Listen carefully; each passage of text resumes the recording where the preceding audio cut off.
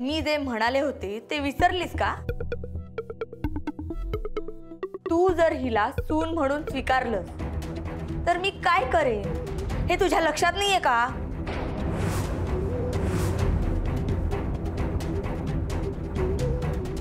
परत एकदा सांगते, जर तू तिला ह्या घरात घेऊन आलीस तर मी हे घर सोडून कायमची निघून जाईन आणि तू मला बघण्यासाठी आयुष्यभर तडफडशील। याचा अर्थ मी हे घर सोडून गेले काय किंवा जगले मेले काय तुला काहीच फरक पडत नाही, कारण तू सुद्धा त्या सारंग सारखी मतलबी आणि निगरगट्ट मनाची आहेस।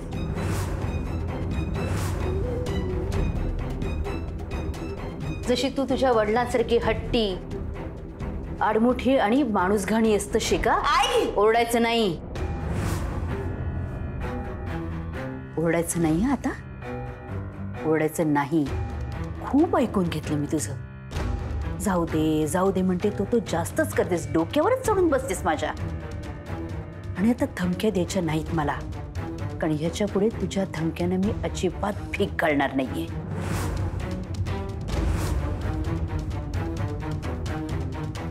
ठीक आहे, तू बघत आता। मी फक्त बोलत नाही, करून दाखवते, कारण मी माझ्या वडिलांसारखी माझ्या शब्दांवर ठाम असते।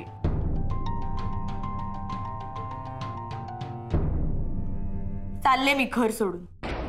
रेणुकाताई, मुक्ता,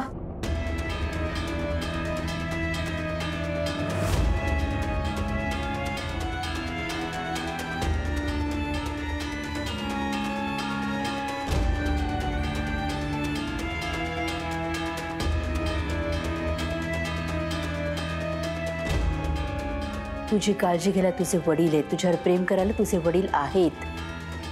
मुक्ताचं तसं नाहीये, कोणी नाहीये तिला। त्यामुळे याच्या पुढे मी मुक्ताच्या पाठीशी ठामपणे कायम उभी असेल।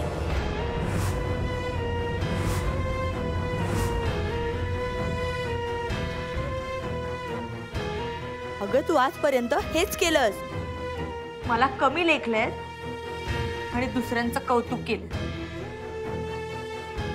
आपल्या माणसांना लाथाडलंयस आणि परक्यांना जवळ केलंस। आणि तुम्ही तसंच वागलेस ना, तोंड उघडायचं आणि मला वाटेल तसं बोलत सुटायचं।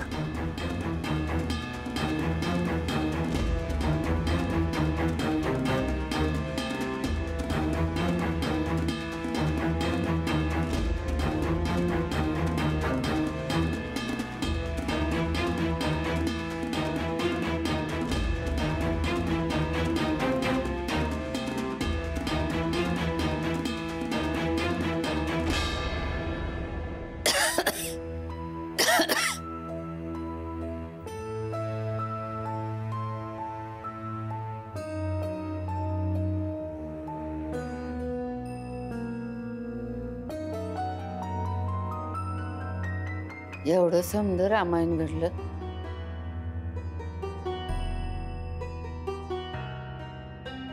बरं झालं ते बघायला मी तिथं नव्हते। सारंग, हा, मला सुद्धा आल्यावर काय वाटलं ठाव आहे? काय वाटलं आजी? वाटलं आतापर्यंत जे या घरात वाईट साईट घडलं ते सपा नसावं। जाग आल्यावर समोर मुक्ता दिसावी, खानदानी दागिन्यांनी अशी छान नटलेली, आणि रावसाहेब आणि वैजंती इथं माझ्या डोसक्याजवळ उभं राहून काळजीने माझी चौकशी करतायत। तरी हे सपान हो। ए आजी, तू ना आता जास्त विचार करू नकोस। मला माहिती आहे आपल्या घरात खूप अनबिलिव्हेबल गोष्टी घडतायत, हे पण तू त्याकडे दुर्लक्ष करा। आणखीन एक, कोणाच्या तोंडाला लागू नको। मी, आई, मुक्ता आम्ही सगळं नीट करणार आहोत हा आजी. आणि काही दिवसातच तुला समजेल की ते स्वप्न नव्हतं. अगं मुक्ता खरंच आपल्या घरच्या दागिन्यात असेल आणि रावसाहेब तुझी आपुलकीने विचारपूस करत असतील. आजी आता औषधं घ्यायची आहेत आपण त्याआधी जेवायला हवं आणि ते पण पोटभर. मी मुक्ताला जेवण घेऊन यायला सांगतो. हा दे क्लास आलोच. सारंग हा ते जेवणाचं नंतर बघू. आधी आधी मुक्ताला बघू. तिला मला डोळं भरून बघू दे. आधी मन भरू दे मग पोटाचं बघू. बोलवतो.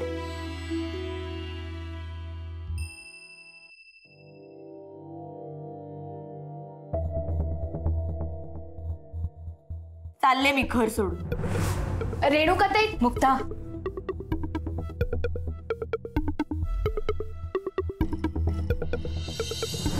तुझी काळजी घ्यायला तुझे वडील आहेत, तुझ्यावर प्रेम करायला तुझे वडील आहेत. मुक्ताचं तसं नाहीये, कुणी नाहीये तिला. त्यामुळे याच्या पुढे मी मुक्ताच्या पाठीशी ठामपणे कायम उभी असेन. आई मुक्ता, अरे गेले कुठे सगळं? सारंग काका, सारंग काय झालं? कशी आहे आता? हो एकदम ठीक आहे. आजीला शुद्ध आली. मी मुक्ताला आणि आईला सांगून येतो पटकन.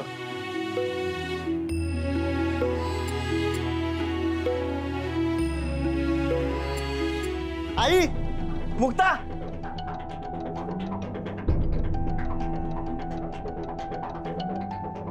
जरा कुठे डोळा लागला तर हा कशाला बोंबलतोय? आई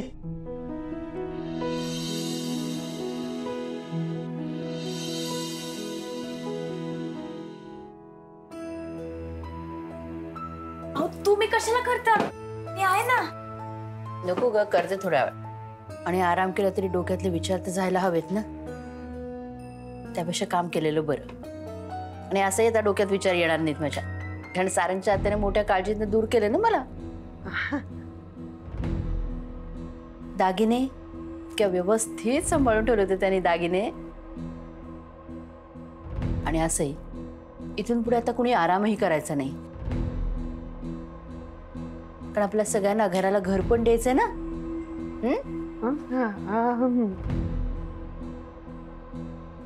आई मुक्ता, अगं आजीला शुद्ध आली. हो हो ठीक आहेत ना त्या? ती ठीक आहे, काळजी करू नका. पण तिने तुम्हा दोघींना बोलवलंय. चला चला.